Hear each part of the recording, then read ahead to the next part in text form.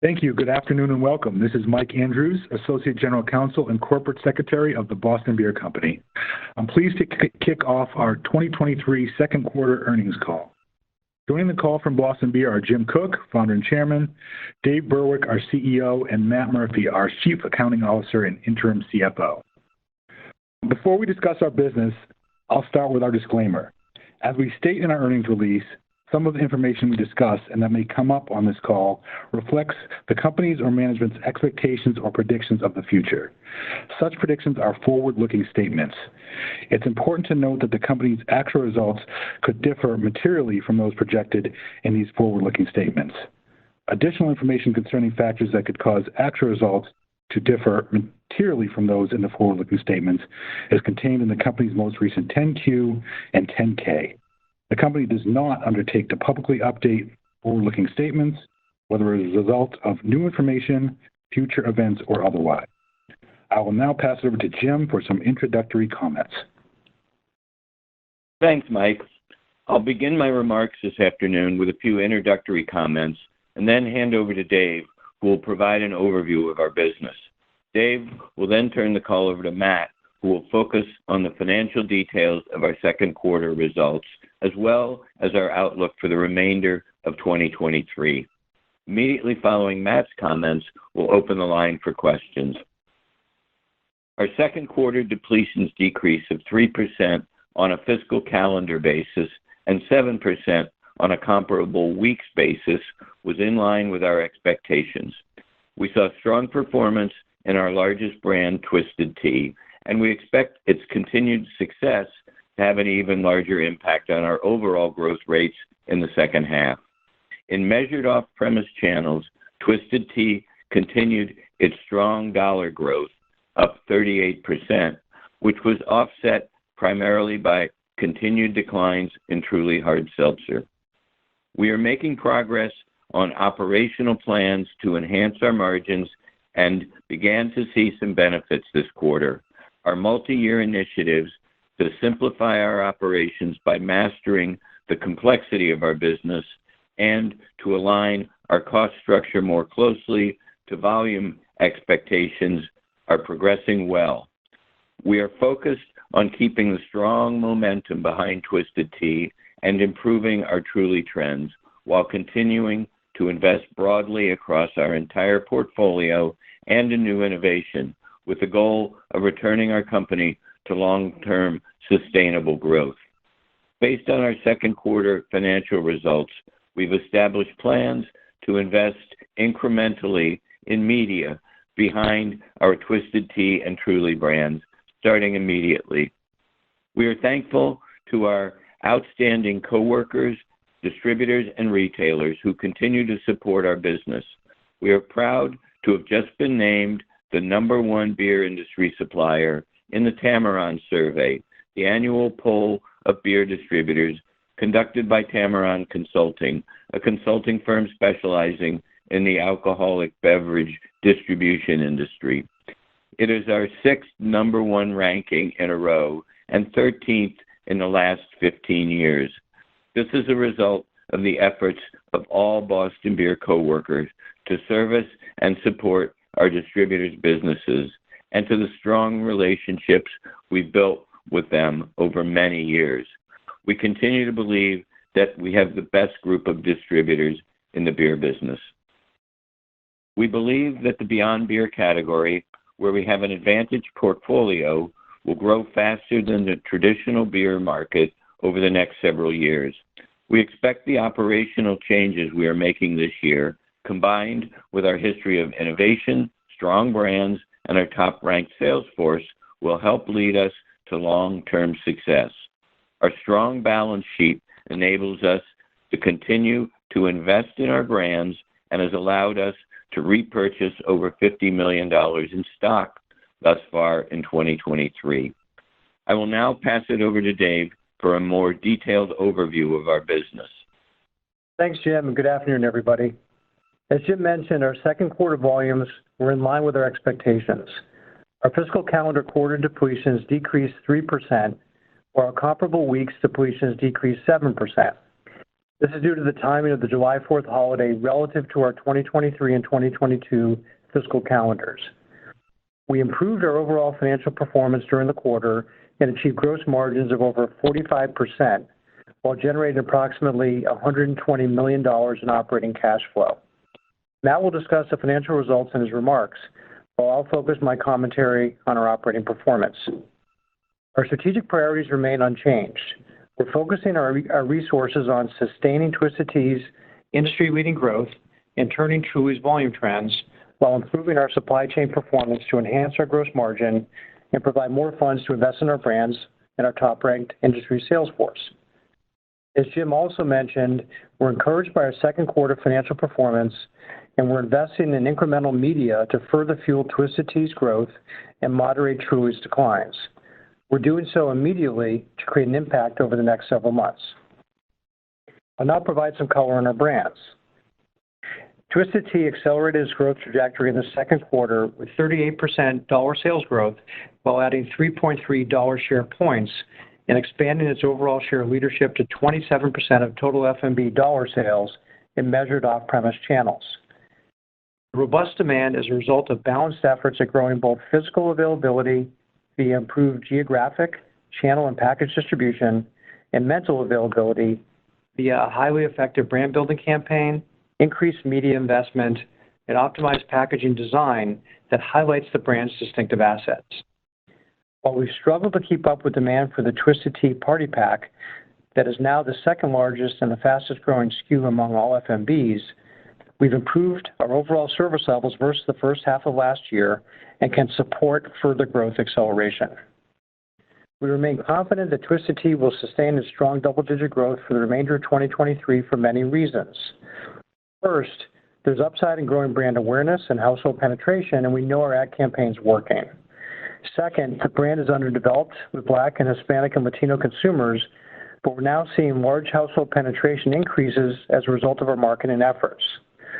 Third, there's still ample room to expand distribution across channels and packages where other F&B competitors have far more presence. This includes on-premise, where Twisted Tea has close to a 60 share of F&Bs and has driven the fifth most incremental cases year-to-date of any brand family across total beer. Additionally, Twisted Tea finished the spring space reset season with a 49% increase in shelf space, and those benefits will continue to fuel the business during the balance of the year and into 2024.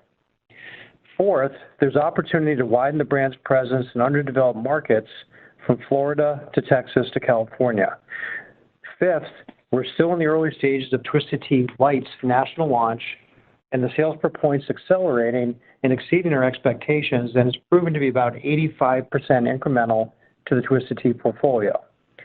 We've also expanded our light portfolio offerings with a new variety pack available in select highly developed markets, and we're seeing some early success.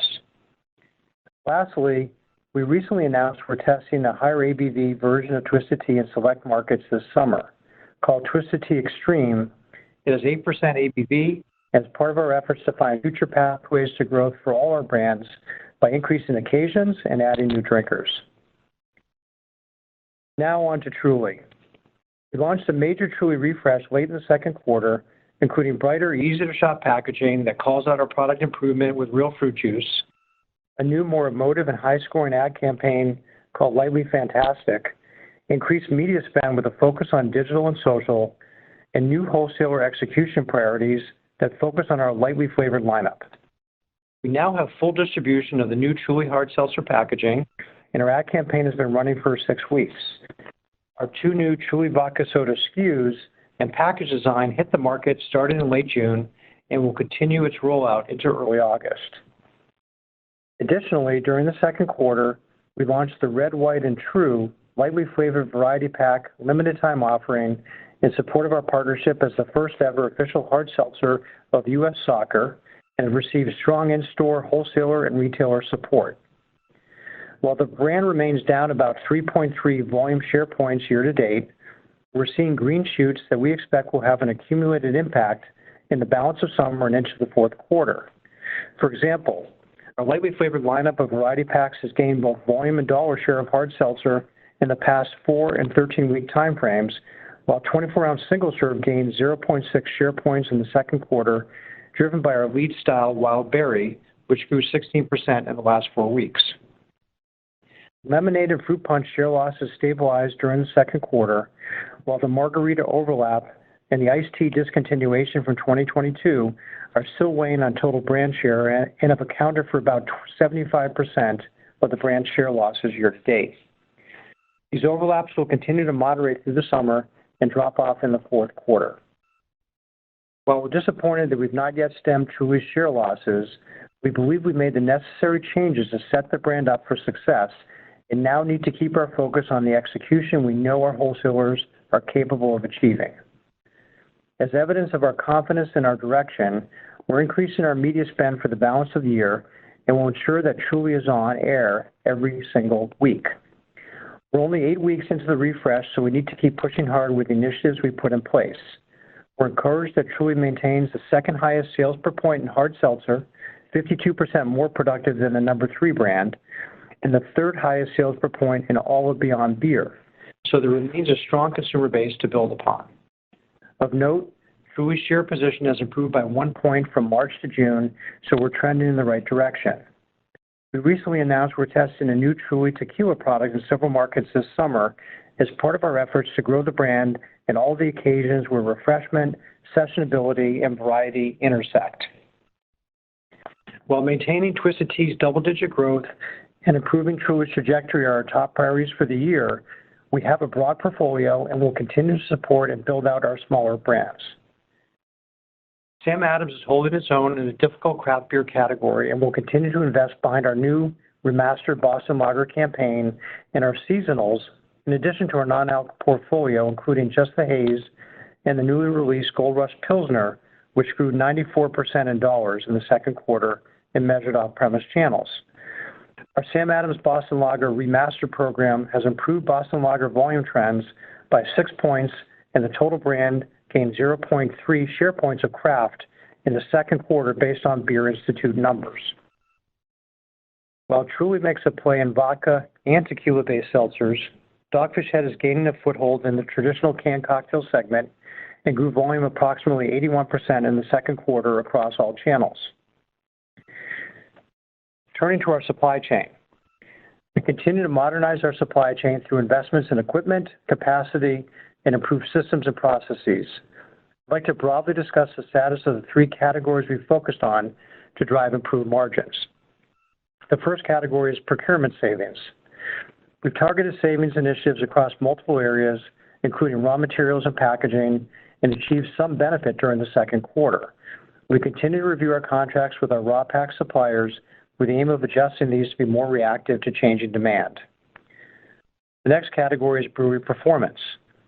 While we expect to always have a mix of internal and external production, we're focused on moving volume back to our internal breweries where possible, given our production cost advantage.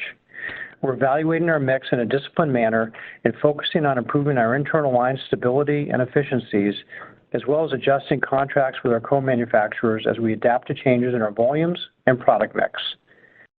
The final category is waste and network optimization. We have initiatives to optimize our logistics, which reduce freight and warehousing costs over time. Also, as we discussed on our last call, we're currently implementing systems to improve our forecasting and inventory management, which we expect to reduce inventory obsolescence over the balance of the year. We have multi-year savings plans across each of these categories, which we expect to generate significant long-term gross margin expansion. While it will take time to realize the full benefit, we began to see some benefit in the second quarter, primarily related to procurement savings, and expect to see further benefits in the remainder of the year. We're also closely managing our operating expenses. We expect to use the cost savings that these efforts will generate to support increased brand spend, and within brand spend, both converting non-working to working dollars and shifting our mix from traditional to digital and social media. Now turning to guidance. Our fiscal week depletions trends for the first 29 weeks of 2023 have declined 6% from 2022. We're reiterating our shipments and depletions expectation of down 2% to down 8% for the full year 2023. Where we land within that range is dependent on a variety of factors, including the overall economic environment and consumer demand balance of year. Now I'll hand it over to Matt to discuss second quarter financials and our full year guidance. Thank you, Dave, and good afternoon, everyone. As Jim and Dave mentioned, second quarter volumes were in line with our expectations, and we are in the process of implementing our strategies to invest behind Twisted Tea while enhancing the Truly brand proposition and improving our supply chain. Fiscal calendar depletions for the quarter decreased 3% from the prior year, reflecting decreases in our Truly, Angry Orchard, Hard Mountain Dew, and Samuel Adams brands, partially offset by increases in our Twisted Tea and Dogfish Head brands. Shipment volume for the quarter was approximately 2.3 million barrels, a 4.5% decrease from the prior year. We believe distributor inventory as of July 1st, 2023, averaged approximately 3 weeks on hand and was at an appropriate level for each of our brands, except for certain Twisted Tea brand packages that were below targeted levels due to higher than forecasted consumer demand. Our second quarter gross margin of 45.4% increased 230 basis points from the 43.1% margin realized in the second quarter of 2022. This was primarily due to price increases and procurement savings, which more than offset inflationary costs. Advertising, promotional, and selling expenses for the second quarter decreased $5.5 million, or 3.6% from the second quarter of 2022, primarily due to decreased freight to distributors, partially offset by an increase in brand and selling costs. General and administrative expenses increased by $6.1 million, or 15.6% from the second quarter of 2022, primarily due to increased consulting and legal costs and higher salary and benefits costs. For the second quarter, we reported a net income of $58 million, or $4.72 per diluted share, compared to prior year net income of $53.3 million, or $4.31 per diluted share. This increase between periods was primarily driven by higher gross margins and lower operating expenses, partially offset by lower net revenue and a higher tax rate. Turning to guidance. Based on information of which we are currently aware, we are reiterating our full year 2023 guidance range of shipments and depletions down 2%-8% and earnings per diluted share of $6 to $10. This projection is highly sensitive to changes in volume, particularly related to the hard seltzer category, supply chain performance, and inflationary and recessionary impacts on consumer spending. We project increases in revenue per barrel of between 1% and 3%. Full year 2023 gross margins are expected to be between 41% and 43%. Our full year investments in brand spend within advertising, promotional, and selling expenses are expected to increase between $20 million and $40 million, which is an increase from our previous guidance range of a decrease of $5 million to an increase of $15 million. This guidance does not include any changes in freight costs for the shipment of products to our distributors. We've experienced lower than expected freight costs year to date, which, in addition to gross margin performance, allows us to further support our brand. We continue to estimate our full year effective tax rate to be approximately 28%. As you model out the remainder of the year, please keep in mind these factors.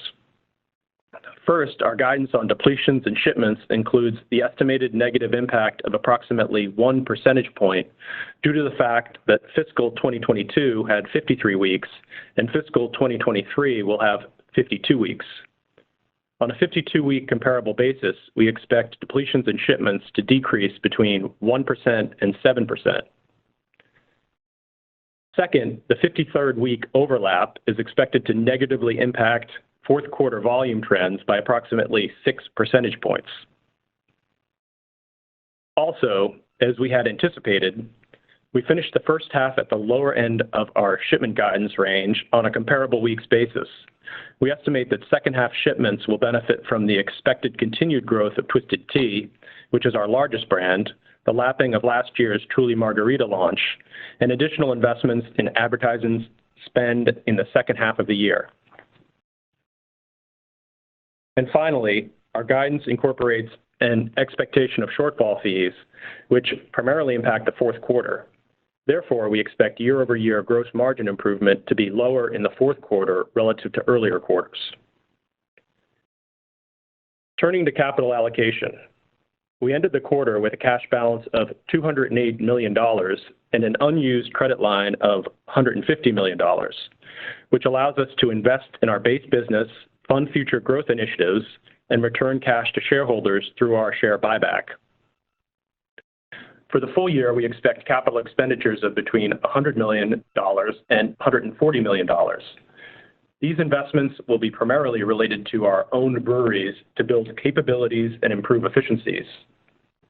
During the period from January 3rd, 2023 through July 21st, 2023, the company repurchased 161,000 shares at a cost of $52.5 million.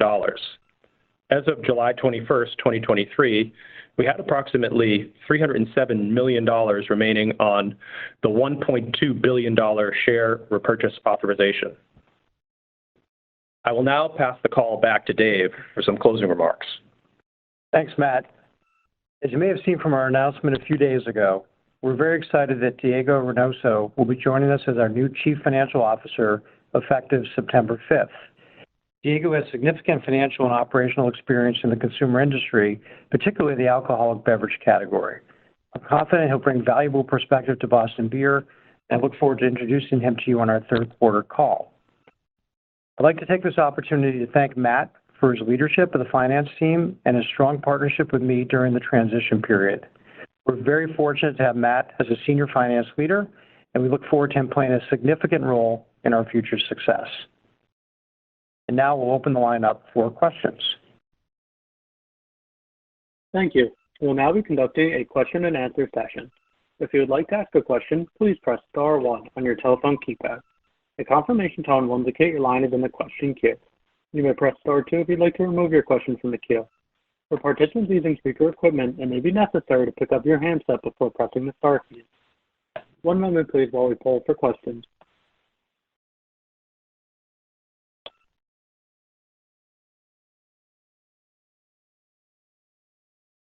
Thank you. Our first question is from Nik Modi with RBC. Please proceed with your question. Yeah, thanks. Good afternoon, everyone. I was hoping you can just comment on, obviously, we're in the process of reset discussions with retailers, and there just seems to be a lot of volatility in the industry with what's going on with Bud Light and potential opportunities for perhaps some shelf space gains. And so just want to kind of get your State of the Union on how those discussions are going with retailers, particularly as it relates to Truly and kind of what's going to go on with the hard seltzer category. You can just provide any updates there. Thanks. Sure. Thanks, Nick. This is Dave. Hey, Nick, are you referring to this fall or next spring? Yeah, fall and spring, because I know sometimes these discussions tend to overlap, so. Yep. Okay. I mean, spring, it's a little early for spring, so we're not there yet. And I think it won't be till really like after Labor Day that retailers have the data that they need to determine what they want to do for spring. But as it relates to fall of this year, there will be some changes, but right now we're not, and we know there's a lot of noise out there about what could happen. We're not hearing back from retailers that there's anything significantly different that's going to happen, this fall. We do know, as it relates to us, we mentioned that we finished at plus 49% on Twisted Tea space.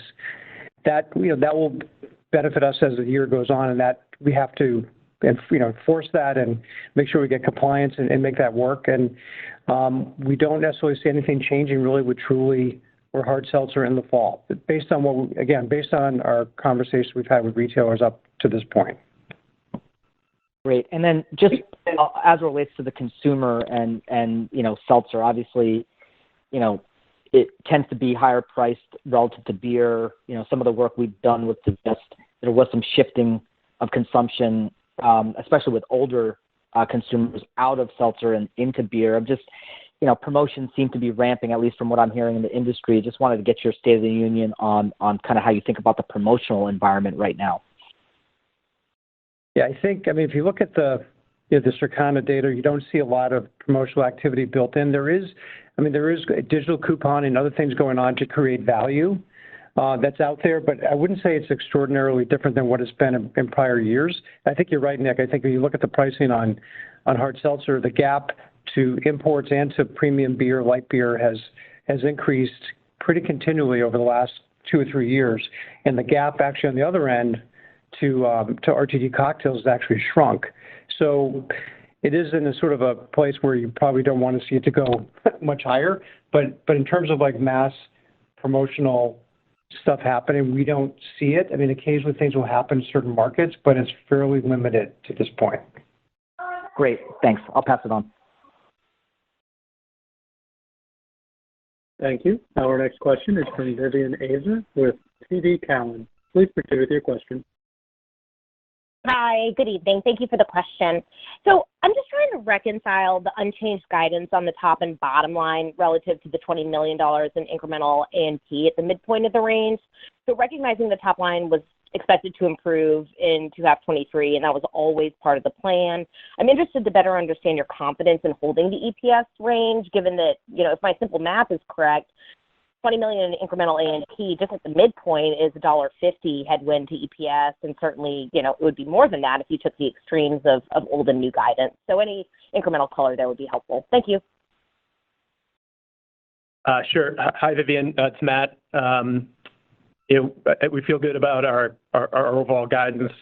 Certainly on the top line, the range is between the 2 and the 8%, and it's not. There's no magic in it as far as achieving the middle of the range. If you just keep looking at the trends of Twisted, which is a little less than 30% growth, and then Truly, which is probably a little worse than 30% decline. If you extrapolate those out, as Twisted gets to be a bigger part of the mix, you get overall, company decline of a -2 for the back half of the year. So that probably gets you to the middle of the range. So we feel good about that. We could have tightened it a little bit, but it just felt like, with these two brands that are moving in different directions, and that we still have a couple months left of the peak season, we felt that range was still appropriate.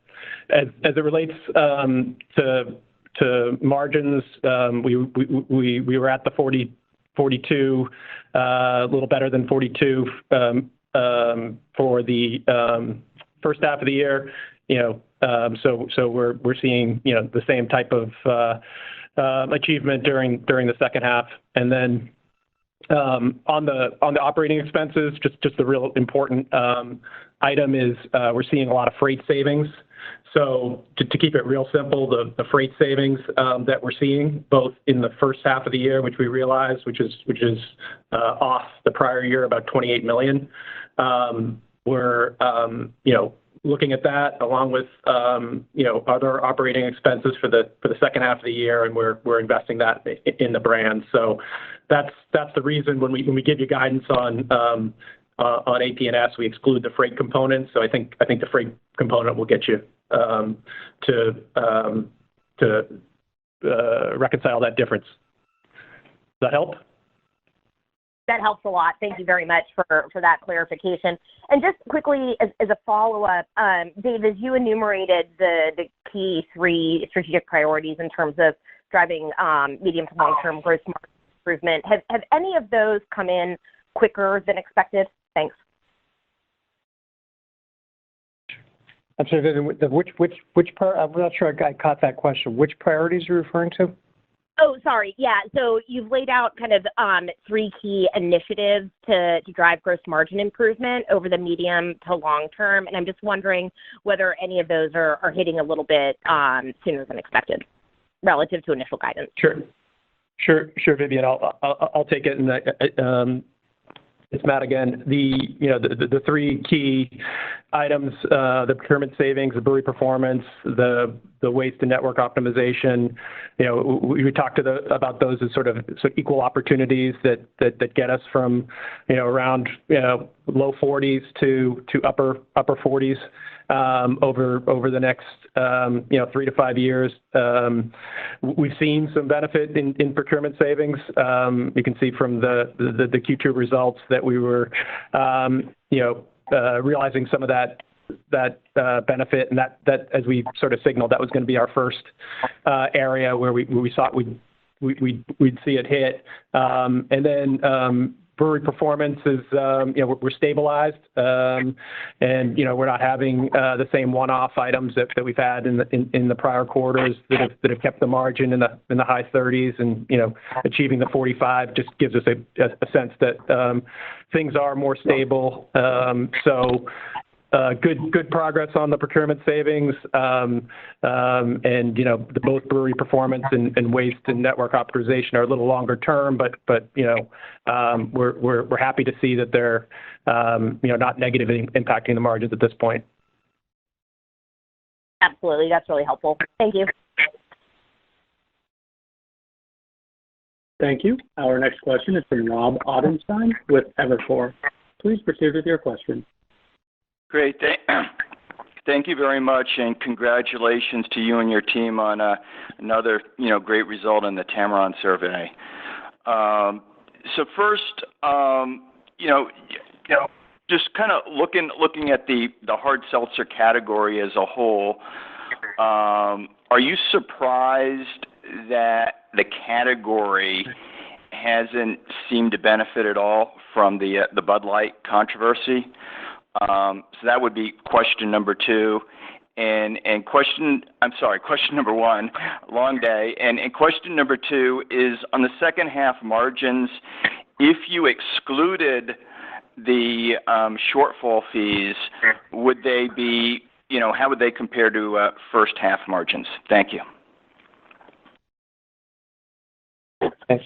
I could take when I answer the first one, and then I'll take the second. And Matt and Jim may have a point of view on the Bud Light one. I think we're not that surprised, because when you look at the demographics, the geographies, and such where Bud Light might be struggling, those are really hardcore light beer drinkers. So we're not shocked that it's going basically more back into light beer.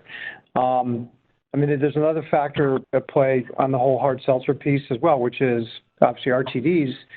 If you throw RTDs in, Rob, into that number, so I think, according to Circana, call it 23% volume decline year to date on hard seltzer. RTDs would add probably 6 points of volume on top of that to the benefit. So you have a lot of dynamics at play, but we're not really surprised about the volume not coming back straight to hard seltzer. So, and Jim, I don't know if you have any other thoughts on that. If not, Matt can take number two. No, I just second what you said. It seems like the beneficiaries of the Bud Light, issue, I'll call it, are near in. Coors Light, Miller Lite, even Pabst, Yuengling. So they're the near in substitutes. And we never had that much interaction with the hardcore light beer drinkers with Truly, and I think with the rest of hard seltzer. Great. On the second question, Rob, you can see through our 10Q filings the shortfall fees we're estimating for the second half of the year about $9 million. So I guess that's about a point of margin. We feel like our progress we've demonstrated in procurement savings and the general inflation commodity environment will offset that, so that allows us to offset that impact. And then just one other on the margins. Did the 4th of July timing impact the margins in the second quarter at all? No. A little bit of benefit on volume and shipments, but no impact on margins. Terrific. Thank you very much. Thank you. Our next question is from Nadine Sarwat with Bernstein. Please proceed with your question. Hi, good afternoon, everybody. Two questions from me. One, could you comment on where your capacity utilization is today? Are you still underutilizing both your internal and external capacity? And then curious, I know you called out a number of changes you made to the Truly brand family in attempts to drive improved performance, although it does look like the brand is still struggling when we look at track channels. So it'd be helpful to provide some color behind your conviction that Truly can see improved performance over the remainder of the year. Thank you. Hi, Nadine. It's Matt. I'll take the first one, and then Dave will take the second. So on internal and external, our model is to fill our internal breweries, and I wouldn't say we're at 100% capacity, but we try to keep them full and well over 90%. So that's the model, and then what the excess goes to external, and that external, given where we were from a volume perspective a few years ago and the expectations, we have significant capacity externally should we return to growth, which is what we intend to do. So it's hard to put a number on how much external capacity we have available, but we have quite a bit, and we feel like it's a good insurance policy for when the company gets back to growth. We'll have that capacity. We won't need to enter new contracts or go out and try to contract for additional capacity. Hey Nadine, okay, Dave here. I'll answer your second one. I think the intent of the Truly refresh program was really to slow down on the hyper innovation behind the brand and make the brand just easier to understand, quite honestly. And so there's a number of things. I won't go through the whole litany, but the package redesign to really make it easier to shop and easier to find and deliver those refreshment cues, the new ad campaign. We have stepped up the advertising investment, and now as we mentioned on the call, we're going to step it up further for the balance of the year. And really, the focus has been bringing attention back to the core. So that the bolder flavors have been important. They're more than half the brand. We spent a lot of time and a lot of effort in the last couple of years trying to wrap that innovation and to focus on those flavors. The effort thus far over the last, call it 8 to 10 weeks, really in market has been to focus on those three core 12 packs. The berry, the tropical, the citrus, and also our single serve.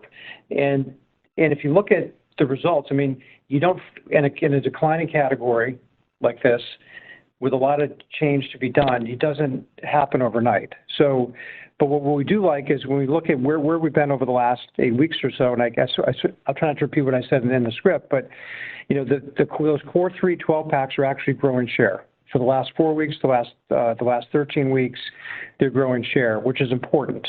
It's very important. Also, if you look at our single serve and convenience, it's basically 24 ounce. It's actually gained share, been gaining share really since April. And so part of that was really actually fixing the mix. So if we had 3 SKUs in a convenience store, 2 of them would be bolder flavor, 1 would be lighter. Now it's 2 light, 1 bold. We're getting the mix right. We have, we are still down 3.3 share points year to date, but sequentially we're starting to gain share again since April. So we gained about a share point. We still have a significant delta between us and number 3. So we're 18 share points away from the number 3 player, which is about exactly where it was a year ago at this time. So, and the last thing I'll say, when you look at the margarita overlap and the discontinuation of tea, year to date, that's about 75% of our share loss. Okay, so, and that will definitely moderate, as I mentioned also earlier in the call, as the year goes on, particularly as we get into the fall, it will moderate. So for all of the, for those reasons and others, we believe that we will continue to make progress, and we will get this brand back. And ideally, we're not going to grow share when the year is over, but ideally, we're close to growing share. As we get into the fourth quarter, based on all of these initiatives. Understood. Thank you very much. Thank you. Our next question is from Bonnie Herzog with Goldman Sachs. Please proceed with your question. All right, thank you. Hi, everyone. I had a quick clarification question on your guidance. I just wanted to clarify if you're reinvesting 100% of the lower than expected freight costs and improved gross margin performance that you've mentioned, back into your business in the form of incremental media spend, or do you plan to let some of, those benefits flow to the bottom line? Hi, Bonnie, it's Matt. I would say that the majority of the freight savings are going to be invested in media. But, those are decisions that, we'll make over the second half of the year. Certainly, we want to make sure that we're confident in the investments and the plans that we have. So, we currently have those dollars allocated for that, but, we'll see what we spend and what we bring to the bottom line should that come about. And Bonnie, this is Dave. If I could just build before you ask, I know you're going to ask another question. I can tell. Before you do, I think we feel really good about this investment because first of all, Twisted Tea, there's about 100 reasons why we should be investing even further in this brand. It's got the momentum. It's got a great message. And there's still a long way to go in terms of household penetration and brand awareness, et cetera. So we feel terrific about that. And for Truly, we feel like we've got everything lined up now the way it needs to be. And so now we just need to bring the message to people. We need to create better awareness of our changes. And we have a campaign that we test pretty rigorously that also tested very well. So we're being very thoughtful about how we're making this investment, and we're thinking about it, and we're breaking it down by geography, by consumer, et cetera, to make sure we get the most and the best return we can on this investment. But we really believe now is, and literally like right now, not in September, but now is the right time to do it. And that's why we're moving forward pretty quickly with this investment. No, that's helpful. And definitely I understand the confidence. And so in the context of that, yes, I did have another question, if I may. It's, just trying to get a sense of, sort of Truly's declines in the quarter and, have those declines moderated versus Q1. So I know you've talked about some of the green shoots, but just maybe in total. And then definitely wanted to clarify something because you've talked about this before about your guidance and what it implies for Truly this year. Could you maybe update us on that and if that's changed at all? And then in your press release, you've called out that, your guidance is pretty sensitive to any potential changes for the hard seltzer category. So maybe help frame that for us as well, in terms of your latest expectations for the category. Thanks. Okay. So I think the first part of that question was just more about how Truly's changed from it. I think from a share perspective, we're seeing, as I said before, we're seeing the core business of the lighter flavors improving their share position. And we're seeing single serve improving its position as well. We're seeing the bolder flavors share loss moderate, and then we're sort of riding that curve on margarita, on margarita, which will diminish over time. So in terms of total volume change, if you could look at Circana or Nielsen, it probably hasn't changed much between Q2 and Q1. I think for balance of year, we're not, based on the guidance, we're not expecting it to change much either, necessarily. We're not. So we don't have some high hurdle or unrealistic expectation for what's going to happen in the second half versus what's happened in the first half. We hope to beat that. And again, I think the category is probably going to be, volume-wise, let's say -20 to -25, right? So right now it's -23, so that's probably a fair midpoint for where we'll end up. And it's unlikely that we would be between we're not going to be at the category growth rate. I'm going to be straight with you because there's too much ground to be gained here. But we want to be as close as we can. We think in the second half, the idea is to basically, by the fourth quarter, as I mentioned, we should be at least holding share across the board, ideally in the fourth quarter. But again, that's a little bit aspirational. It depends on where the numbers come in, but we're not expecting like a huge change in the second half in terms of Truly depletions. Right, so that's what's baked in. But then, like you mentioned, as you step up spending, maybe, right, behind Truly. Well, it is. It's kind of an insurance. Think of it as an insurance policy and a way to help maybe to nudge it forward. It just gives us more confidence that we're going to get to the finish line we want to get to. Okay, sounds good. Thank you for that. Thank you. Our next question is from Eric Sirota with Morgan Stanley. Please proceed with your question. Hey, good afternoon, everyone. Couple questions, starting with a follow-on to Bonnie's on your initial expectations. If I remember correctly, the expectation was that Twisted growth would moderate somewhat in the second half as you lapped some of last year's distribution gains.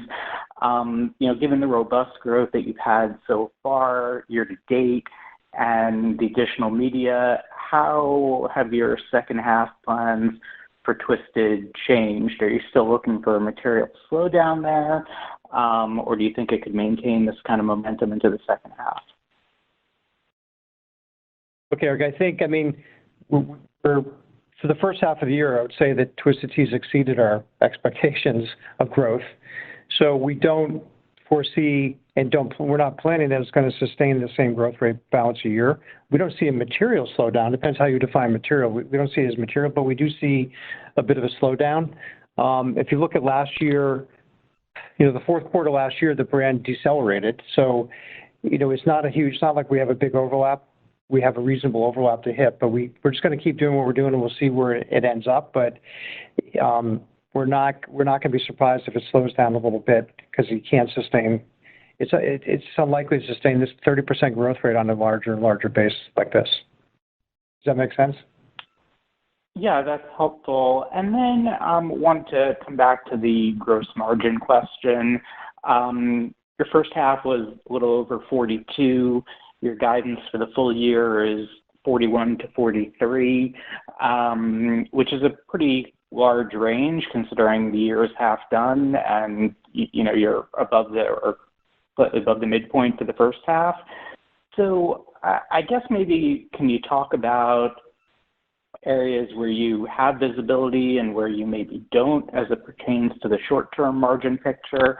And then somebody's got to ask about the confidence in the longer term, getting back to the high 40s, low 50s in gross margins. So figure it's my turn to ask that. So does your progress to date with respect to the supply chain savings, the procurement savings, increase your confidence of getting there? Or I guess what do you see as the key swing factors? Yeah, hi Eric, it's Matt. Thanks. Overall, we've been through. This is the best margin we've had in 2 years. So we're at 45, and that was a lot of work. Took a lot of work to get there. We've had probably more quarters with high 30s over the last 8 quarters. So it's a great sign that our plans are working. And when we talked on after Q1, it was we got a lot of great plans, but we've got to demonstrate that they can be successful. So we feel like this is a good step forward. And certainly the procurement savings are probably our best line of sight. And in Q2 they offset any of the inflationary impacts, which was good, and let pricing sort of flow through. So we're building our confidence, but it is 1 quarter, so we feel like the 42 that we demonstrated for the first half is we can continue that for the second half of the year. But we've had a lot of surprises in the past 8 months, and we're just trying to be as prudent and continue to demonstrate some slow progress in this area. Great, thanks. I'll pass it on. Thank you. Our next question is from Brett Cooper with Consumer Edge. Please proceed with your question. Good evening. Just a question on Truly and how you guys think about or frame how extendable the brand is, whether that be in flavors or alcohol levels? And then, I guess, do you take lessons or learnings from what you did on Truly in your phasing or your pace of that extension? Thanks. Okay. Thanks, Brett. We do think, I think Truly can play where, sessionability, refreshment, variety all intersect. And so that's why we're in vodka. That's why we're testing tequila. And we think the brand can play in those spaces pretty well. I think within the category, as everybody knows, exploded so quickly. And it just became a gold rush to get as many SKUs and as many flavors out there as possible. And I think in the end, it probably wasn't good for a lot of brands. And I think we're preparing, maybe overextending Truly. And I think we would take that learning certainly with us to Twisted Tea. Twisted Tea, we have a lot of room to extend. We're testing the high alc version of that. We're doing that very carefully, and we're not, we don't know which way it's going to go. We're not necessarily, in our minds thinking we have to do A, B, or C as it relates to Twisted Tea, because one of the strengths of Twisted Tea is that it's a very simple idea, and there's always a risk to overextend. So I think, we've learned a lot from the Hard Seltzer story, and I think we're absolutely applying that every day as we prepare and get Truly back on track, as well as how we think about Twisted Tea. And I think actually Jim probably has some good perspective on this because he's seen this rodeo or done this rodeo before. So Jim, you want to add to that? Yes.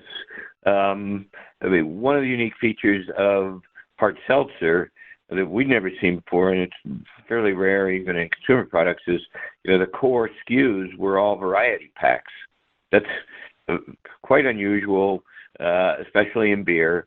So with Truly, our belief was it can go into more varieties. In fact, a part of the appeal of the category is a fair amount of variety. So I think that's always going to be there with Truly.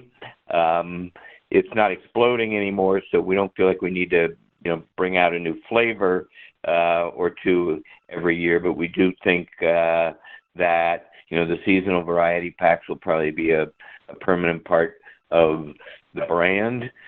With Twisted Tea, it's been kind of the opposite. It's always been led by Twisted Tea Original. We're 23 years now into the brand, and we're just beginning to test a different alcohol level. We have introduced other flavors, but fewer of them in 23 years than we did in the first 3 years with Truly. So there are some lessons in each of them that apply, I believe, differently to the two. They're both in F&B type brands, but the consumer base is much tighter in what they're looking for with Twisted Tea. Okay, thank you.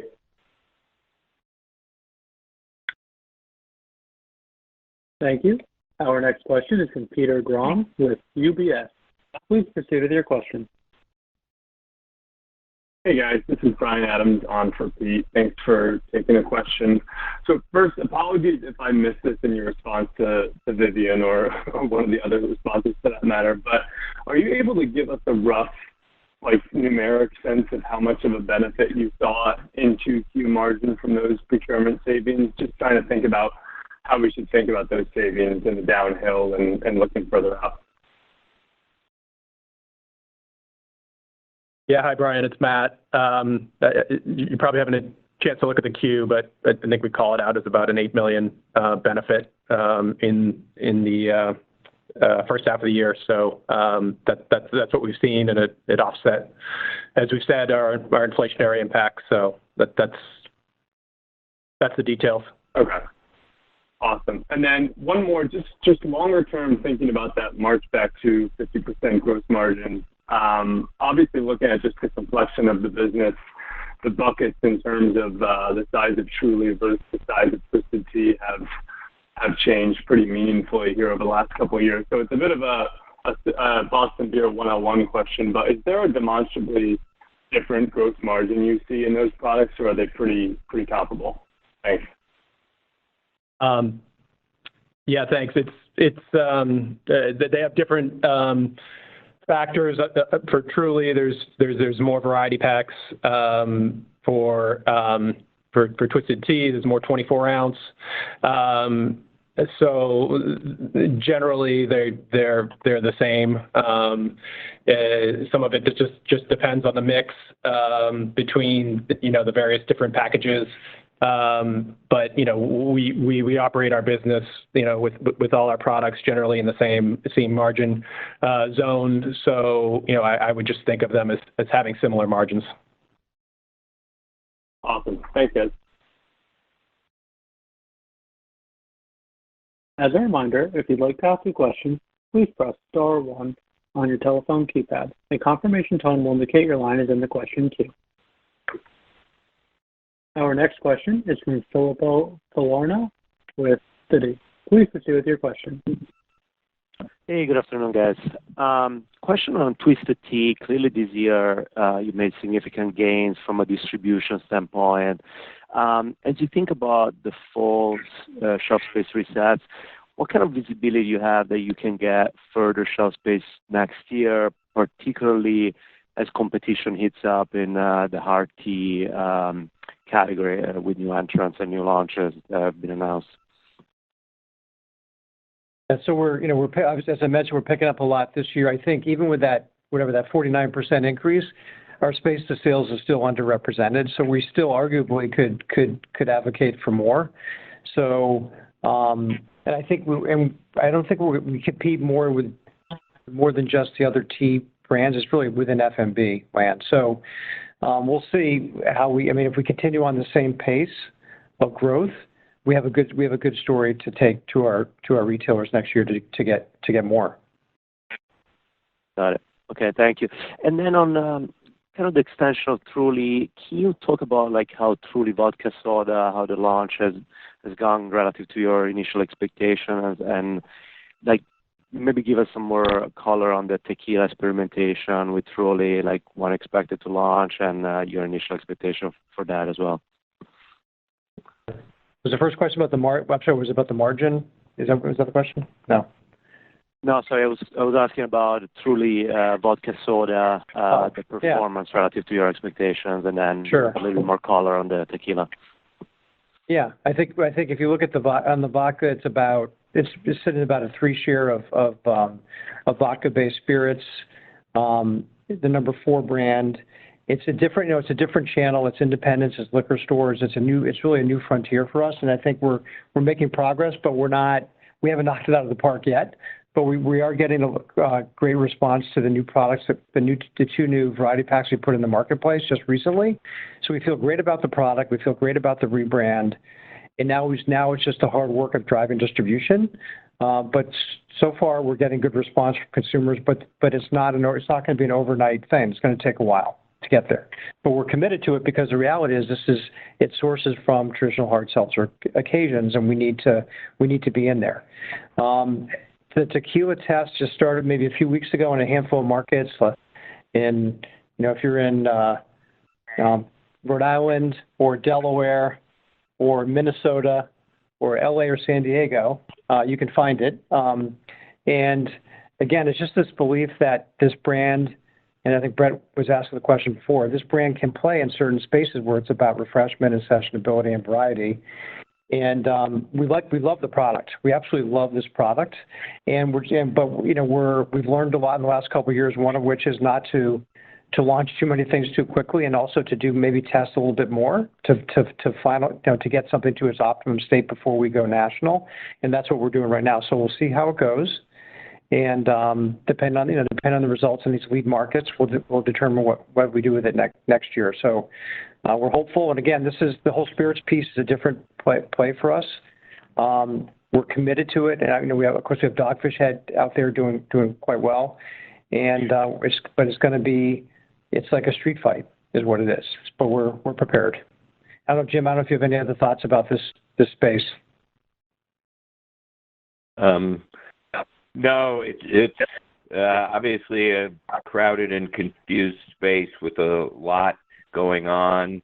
I think it's probably getting more attention because it's new and nobody's really sure where it's going to go, than the actual volume will merit for it. High Noon's certainly done extremely well, but after High Noon, the volumes are quite small. And there's just all these new brands being thrown at it, and, even from big name spirits brands, but their volumes at the end of the day are not going to be large enough for them to sustain a place in the cold box. So there will be a warm shelf with a lot of these brands, and the warm shelf is kind of it's not where you're going to get any volume. It's in some ways the kiss of death. So there will be a big shakeout, I think, next year. Thanks, guys. Thank you. There are no further questions at this time. I'd like to hand the floor back over to Jim Koch for closing comments. Thank you. We look forward to the months with hopefully some improvement in a bunch of different things. I hope we can continue, and we'll see you in 3 months.